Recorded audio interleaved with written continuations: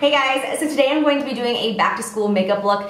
I honestly feel like this is more of like a get ready with me video just because I was genuinely getting ready. I woke up this morning and had a very short amount of time to get ready and I was like, this is totally something that I would do if I was a high schooler. So I just threw up my camera and recorded myself. So I'm sorry if like the lighting or the angles are not on point, but it really is just me getting ready and showing you guys exactly what I would do if I went to high school, which I can't really tell you because I didn't go to high school because I was a homeschool jungle freak.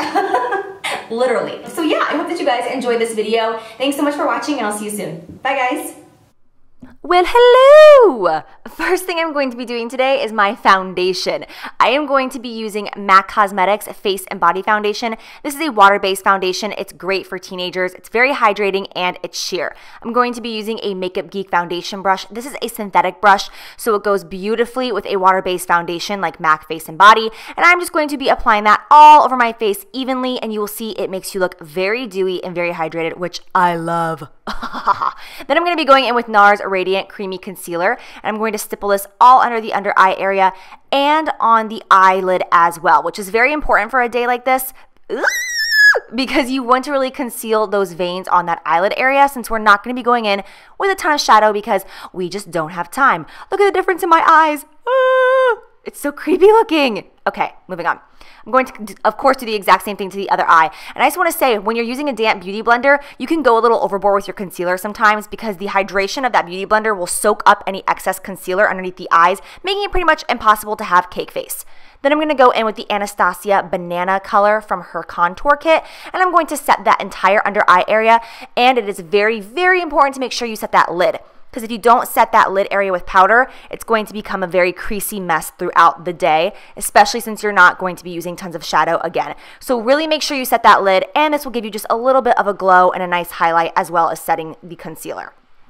Now for my brows, I'm going to go in with the Anastasia Brow Wiz. And the first thing I'm going to do is just fill in any blank holes or gaps that you may have in your brows, which especially in my right brow, I have this area that really needs attention because it's just like, blah, like my brows just decided not to grow there. And then once I have just lightly filled it in, only in select areas, I'm going to go in with Benefit Give Me Brow, which has some fibers in it that really help plump up the eyebrows and make it look like you have more hair than you do.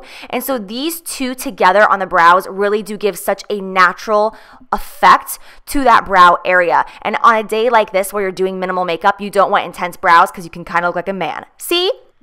Now I'm going to be taking one of my favorite bronzers, and this is MAC Careblend Pressed Powder in the shade Medium Dark. And using a fluffy brush, I'm going to use this as eyeshadow. I love using bronzers and blushes and highlighters as eyeshadows on days when I'm doing minimal makeup because it makes it so much faster. I don't have to reach for additional eyeshadows. So that's all I'm doing is dusting that in my crease, giving me a little bit of warmth, and this will open the eye back up. Then I'm going to go in with Becca Opal Highlighter, which of course is my favorite highlighter of life. And I'm just going to take that on my finger and press that all over that lid area. Inner corner and all, I'm just going to smear it everywhere with my fingers because again, this will save time, and I'm going to use this highlighter later on my face, so I might as well get it out, put it all over the lid, and have it out so that I can use it later. These little things just save a few seconds when you're doing your makeup, but overall, it saves you tons of time when you're really trying to get ready and get out the door quickly. Then I'm going to go in and curl my lashes, of course. We're just going to mascara the lashes today because we obviously do not have time to be sitting here messing with falsies.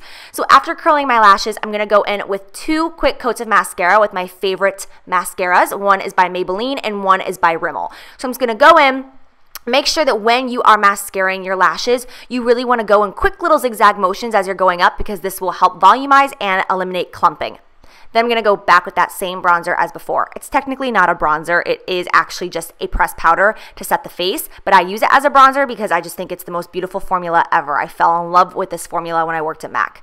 Then I'm going to go in with Flowerchild Blush by Becca. Such a beautiful color, and it has a slight sheen to it, so it really makes the face look girly and fresh and awake. So I'm just going to put that all over the apples of my cheeks, working back towards the cheekbones. Then I'm going to go back with Becca Opal. See, it all comes back around. And I'm going to dust this all over the cheek area. I'm using a Morphe fan brush, and I am really going to highlight pretty much every area of my face. I'm going to highlight the chin, the cupid's bow, right up above the brow because I am very dry. And on a day like this, I love looking very highlighted and dewy because it really makes me look fresh and alive.